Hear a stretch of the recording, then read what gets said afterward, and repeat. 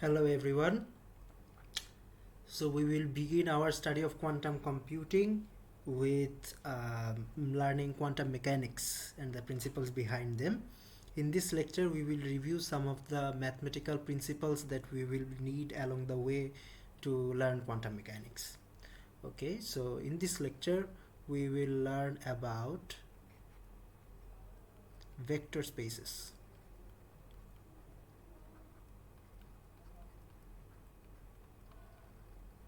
Okay,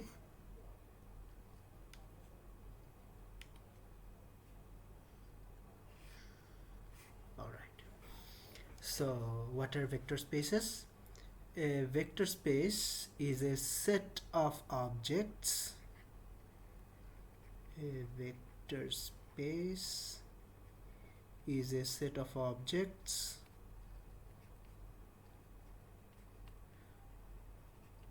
that follows three axioms. All right, three axioms or three rules that are set beforehand. These three rules are first, this set of objects need to have a rule of addition.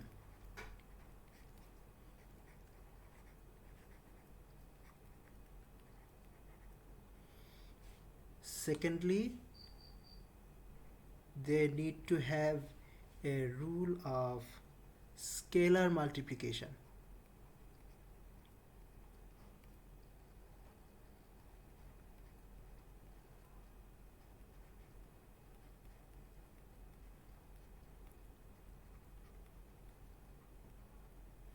And thirdly,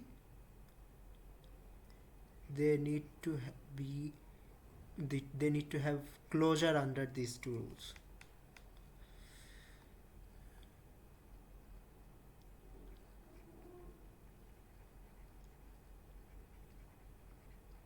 Under these two rules.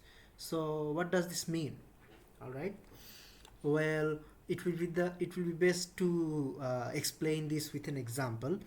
Suppose we have the set of all 2 by 1 matrices. Set of all 2 by 1 matrices. A 2 by 1 matrix is a matrix like this. It has 2 rows and 2 columns, and we have 2 numbers in them. All right, there are 2 rows and 2 columns. So the first rule tells us that we need to have a way to add these objects. So in our set, our objects are these are our objects, the 2 by 1 matrices. All right, these are the objects that we are working in this example. Okay,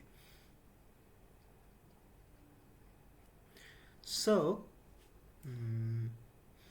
do we do we have a rule to add two by one matrix? Suppose I have a matrix like this. I have a matrix like this: A1, B1, and another matrix like this: A2 and B2.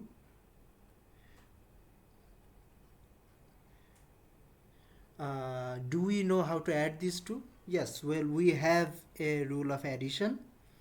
If we add these two, then we will get another 2 by 1 matrix, which will have the elements A1 plus A2 and B1 plus B2. Alright, so for our set of 2 by 1 matrices, there is a rule of addition. Alright, so do we have a rule of scalar multiplication? Alright, so what do we mean by scalar multiplication? By scalar multiplication, we mean that the objects that we are working with, alright, so the objects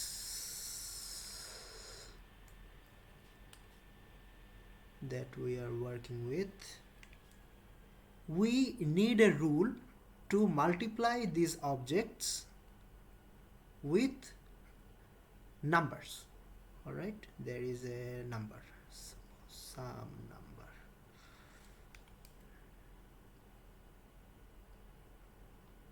All right, some number m. So in this example, the objects that we are considering are these matrices. So suppose I have a matrix A and B, AB, and I want to multiply this matrix by a number m. Can we do that? Well, yes, we also have a rule for scalar multiplication with matrices. If we multiply matrix AB by a scalar like this m, then the result that we will have is MA, MB. All right, okay. So the first of the two axioms is satisfied in this set. The third axiom says that we need to have closure. So what does closure mean?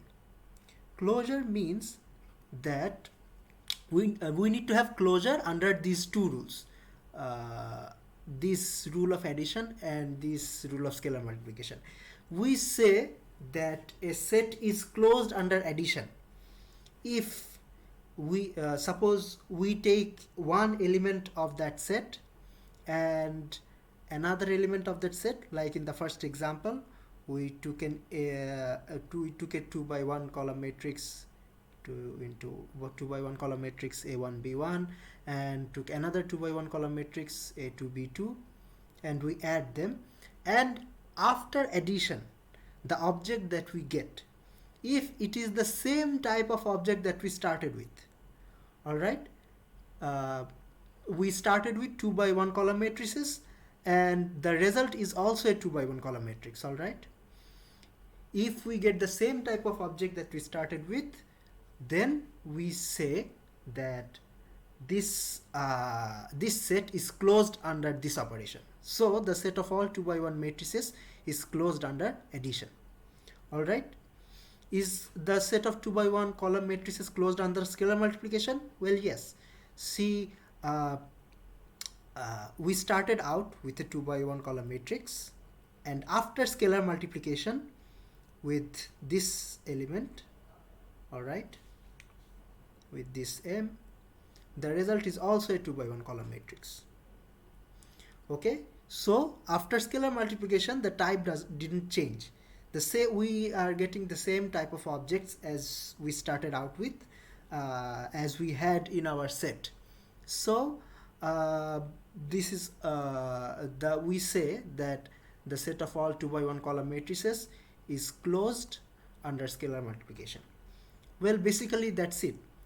For a set of objects to be considered a vector space, we need a rule to add two of these objects. We need a rule to multiply one of this object by a scalar number, and we need that after we add two objects, the resulting object will also belong to the set that we started with. All right, will also belong to the set that we started with, and after scalar multiplication the result will belong to the set that we started it. This property is called closure.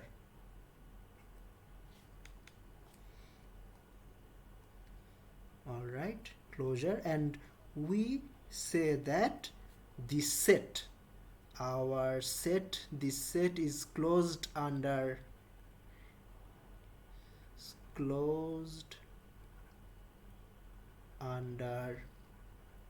addition, or the set is closed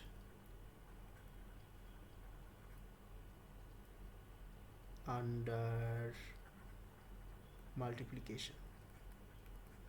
All right, okay, so that's about it. If we have a set that follows these rules, we will call that set a vector space, and we will call each of these objects as vectors. All right, we will call the set a vector space, and we will call these objects a vector. So the set of all 2 by 1 matrices, 2 by 1 column matrices, is a vector space, and these column matrices are vectors. Can only matrices be vectors? No, vectors can be anything.